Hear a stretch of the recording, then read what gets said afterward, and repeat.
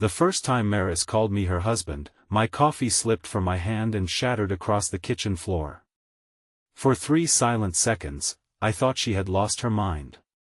Then I saw the fear in her eyes, the way her fingers trembled around the doorknob, and the way the man standing outside our apartment looked at her like she was something he had come to take back. Before the story continues, please like, comment, share, and subscribe to Ancient Truth if you believe in kindness, second chances, and the power of one good heart changing someone's life. My name is Ilyan, and at 29, I was the kind of man people described as quiet, reliable, and forgettable. I lived in a small sunlit apartment on the 4th floor of an old brick building, worked as a repair technician for office printers, and spent most of my evenings eating reheated food while the city hummed outside my window. My roommate, Maris Venn, had moved in 6 months earlier after answering an ad I posted online. She was 26, worked morning shifts at a bakery, and always smelled faintly of vanilla, flour, and rain. She was not loud, not demanding, not the type of person who filled a room with noise, but somehow, when she came home, the apartment felt less empty. At first, we were only 2 strangers sharing rent. We labeled shelves in the fridge, split bills down to the cent, and respected each other's silence. But slowly, life softened around us. She started leaving an extra pastry beside my coffee before leaving for work.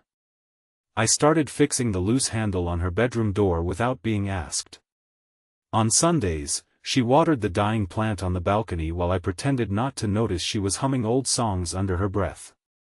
She had a smile that appeared carefully, like she did not fully trust happiness, and eyes that always looked as if they had seen more endings than beginnings. Still, she never talked much about her past. All I knew was that she had no family nearby, hated loud knocking, and sometimes woke at night breathing like she had been running in her dreams. I never pushed.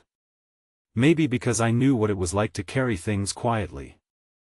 My father had left when I was young, my mother had worked herself sick, and by the time I became an adult, I had learned that some people survive by not explaining their pain to anyone.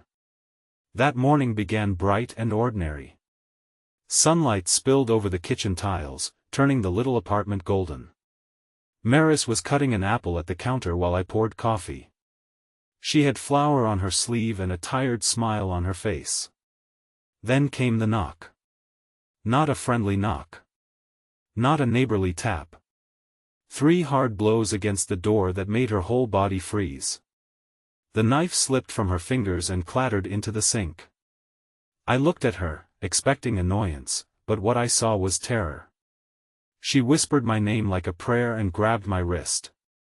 Before I could ask what was wrong, the knocking came again, harder. She pulled me toward the door, her nails pressing into my skin, and when she opened it, a tall man stood there in a dark jacket, clean-shaven, smiling with no warmth at all. His eyes moved from her face to mine. Maris straightened, though I could feel her shaking beside me, and said, "This is my husband." The word struck the air like thunder. I almost corrected her. I almost laughed from shock. But then the man's smile faded. He stared at me as if measuring whether I was real, whether I was dangerous, whether I could be moved aside. So I did the only thing I could think to do. I stepped closer to Maris, placed my hand gently on her shoulder, and said that he needed to leave.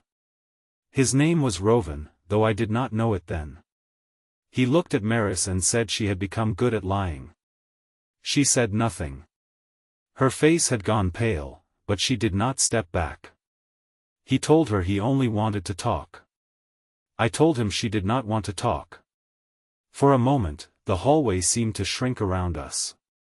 Then he leaned in slightly and said, almost softly, that husbands could disappear too. After that, he walked away. When the door closed, Maris collapsed to the floor as if the strength had been cut from her legs. I knelt beside her, but she covered her face and apologized again and again. I did not ask why she had called me that. I did not ask who he was. I just sat with her until her breathing slowed and the sunlight moved across the broken coffee cup on the floor. Later, after sweeping the pieces and making tea neither of us drank, she told me the truth. Roven had been her former fiancé. To everyone else, he had been charming, generous, respected. To her, he had been a cage with a human face. At first, he had loved loudly, sending flowers to the bakery, waiting outside after work, telling her she was the only good thing in his life. Then he began choosing what she wore, checking her phone, mocking her friends, making her feel guilty for wanting space. By the time she realized love was not supposed to feel like fear, he had already convinced everyone around them that she was fragile, dramatic, unstable. She left him 8 months before moving in with me. She changed her number, changed jobs, and moved across the city. But Roven found her anyway. He had been sending messages through fake accounts, waiting outside the bakery, asking neighbors questions. That morning, when she saw him through the peephole, she panicked. She thought if he believed she was married, he might finally stop seeing her as someone he could reclaim. I listened without interrupting, though anger burned in my chest so fiercely I had to grip the mug between my hands. Maris looked ashamed, as if surviving had made her guilty. She said she would leave, that she had put me in danger, that it was unfair to drag me into her nightmare. But the apartment was quiet, the day was bright, and for the first time since I had known her, she looked small enough to disappear. I told her she was not leaving that day. Not because she owed me anything, not because I was brave, but because no one should have to run alone. After that, our lives changed. The pretend marriage became a strange shield we wore in public. At first, it was only for the neighbors. I walked with her to the bakery before my shift. She wore a plain silver ring I bought from a street vendor, and I wore one too because she said Roven might notice details. We practiced simple lies, like how long we had been married and where the wedding had been. It should have felt ridiculous. Instead, it felt painfully serious, like building a paper wall against a storm. But something else began happening too. In pretending to care for her, I realized I no longer had to pretend. I noticed the way she relaxed when I remembered to lock the balcony door. I noticed how she laughed more easily when we cooked together, even if the rice burned or the soup turned salty. I noticed that she started leaving her bedroom door open in the evenings, not all the way, just enough to let light pass through. Trust returned to her in tiny pieces, and each piece felt sacred. Roven did not disappear. He sent flowers to the bakery with no name. He waited across the street in a parked car. He left a note in our mailbox that said lies did not protect anyone forever. Maris tried to be strong, but I saw how each message pulled her backward. Some nights she sat by the window until sunrise, holding her ring in her palm like it was both protection and proof of another lie. One afternoon, when the city was washed in clear daylight and people moved through the streets with ordinary purpose, Roven followed her from the bakery. I was repairing a machine 3 blocks away when she called me. She did not speak at first. I only heard her breathing and the sound of traffic. Then she said he was behind her. I ran. I ran through sidewalks and crosswalks, past shouting drivers and startled pedestrians, with my toolbox banging against my leg. When I reached her, she was standing outside a pharmacy, trembling but upright. Roven was a few steps away, smiling like he had been waiting for me too. He told me I had no idea who she was. He said she used people. He said she would ruin me. I looked at Maris, expecting fear, but there was something else in her face now. Exhaustion. Rage. The final thin edge of a person tired of being hunted. I told him we were going to the police. He laughed until Maris lifted her phone and showed him the recording she had started when he began following her. His smile vanished. The police report did not fix everything. Nothing in real life fixes everything at once. There were forms, questions, waiting rooms, and the humiliation of having to prove fear. But this time Maris did not sit alone. The bakery owner gave a statement. A neighbor shared security camera footage. I gave mine. Slowly, the invisible walls Roven had built around her began to crack. A temporary restraining order was issued, and though paper could not erase pain, it gave her something she had not felt in years, the right to stand still. Weeks passed. The apartment grew peaceful again, but different.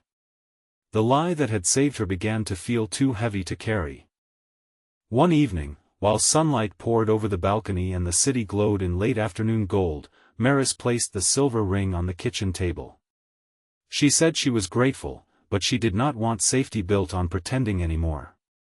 She wanted to be free as herself, not hidden behind a fake husband. I understood. Still, seeing the ring there hurt more than I expected. I told her she never needed a husband to be worthy of protection. She never needed a title attached to a man's name to deserve peace. She looked at me for a long time, and tears filled her eyes. Then she said the cruelest part of what Roven had done was making her believe love was ownership. But living with me had taught her something different. Love could be quiet. Love could be patient. Love could fix a broken door, walk beside someone in daylight, and ask for nothing in return. I wanted to tell her then that I loved her. Not the dramatic kind of love that demands an answer, but the steady kind that had grown in shared breakfasts, locked doors, sleepless nights, and small acts of care. But I did not. She had just found her freedom, and I refused to turn my feelings into another room she had to escape. So I only smiled and told her I was proud of her. The final hearing came on a bright morning. Maris wore a blue dress and pinned her hair back with shaking hands. I drove her to the courthouse, but she walked inside without holding my arm. That mattered. She spoke clearly. She told the truth. Her voice cracked only once, but it did not break. Roven sat across the room, smaller than I remembered, no longer a shadow at the door but just a man being seen for what he was. When the judge granted a longer protective order, Maris closed her eyes, and the breath she released sounded like years leaving her body. Outside, daylight covered the courthouse steps. People hurried past with folders, phones, and coffee cups, unaware that beside them, a woman was being born again. Maris turned to me and laughed through her tears. Not a careful smile. Not a borrowed one. A real laugh, bright and surprised, like her heart had forgotten it could make that sound. That evening, we returned to the apartment. She baked bread because she said freedom should smell like something warm. We ate it with butter by the open window, watching the city soften into gold. The silver ring sat in a small bowl near the sink. Not lies anymore. Not promises either. Just reminders of the strange, frightening, beautiful road that had brought us here. Months later, Maris moved into her own place 2 streets away. It was not because she wanted distance. It was because she wanted proof that she could sleep alone and still be safe. I helped carry boxes up the stairs. Her new apartment had wide windows and yellow walls, and when she stood in the middle of it, surrounded by her few belongings, she looked nervous and alive. Before I left, she hugged me for a long time and whispered that I had not saved her, I had simply stood beside her until she remembered how to save herself. That night, my apartment felt empty again. Her mug was gone from the shelf. The balcony plant went back to being my responsibility, which meant it almost died within a week. But emptiness did not feel the same anymore. It was not loneliness. It was space left behind by someone healing. On the first Sunday after she moved out, there was a knock at my door. Soft this time. When I opened it, Maris stood there holding a loaf of bread wrapped in a clean towel. She said she had made too much. I knew she had not. We sat on the balcony in the daytime warmth, eating slices with honey, talking about ordinary things. Her bakery. My terrible plant care. The neighbor's dog. The kind of ordinary things people talk about when fear is no longer standing between every sentence. Then she reached into her pocket and placed one of the silver rings on the table. My heart stopped. She said she did not want a fake husband, and she did not need a shield anymore. But if one day, slowly, honestly, without fear, I wanted to know her as more than a roommate. She would not run from that. I looked at the ring, then at her, and for once in my quiet life, I did not hide from what I felt. I told her I would wait as long as kindness needed. So we began again. Not as husband and wife. Not as pretend anything. Just two people who had learned that love is not proven by possession, but by patience. Some love stories begin with flowers, music, and perfect timing. Ours began with a shattered coffee cup, a dangerous lie, and a woman brave enough to survive. And maybe that is why it became real, because the heart knows the difference between someone who wants to own you and someone who simply wants to see you free. If this story touched your heart, please like this video, share it with someone who needs hope, leave a comment, and subscribe to Ancient Truth for more emotional stories about kindness, courage, and second chances. Special request: comment kindness can save a life if you believe one gentle person can help someone find the strength to begin again. In the end, Maris did not introduce me as her husband because she loved me. She introduced me that way because she was afraid. But fear opened a door that kindness walked through.